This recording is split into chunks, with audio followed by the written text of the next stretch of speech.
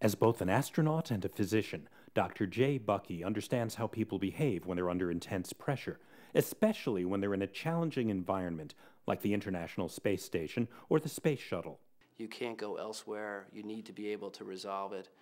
It really puts a real premium on having the skills to be able to manage these relationships well. To help astronauts build those skills, he's been working with psychologist Jim Carter to develop and test realistic computer simulations of fellow astronauts who are struggling with interpersonal conflict or depression. The result is a kind of sophisticated video game in which the player interacts with the characters on the screen. They created these scenarios after interviewing astronauts who'd been on long missions on the International Space Station or the former Russian Mir space station.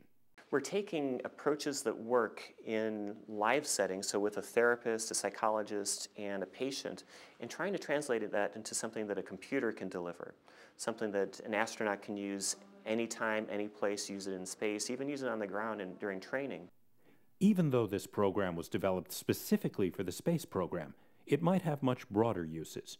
You can think of other isolated environments, such as people who work in Antarctic bases or on ships or on submarines, people who don't have ready access to counselors or to psychologists who might need help with problems that come up. Eventually, the researchers say, this type of computer simulation might be available on the internet so that anyone can learn and practice new ways to handle stress.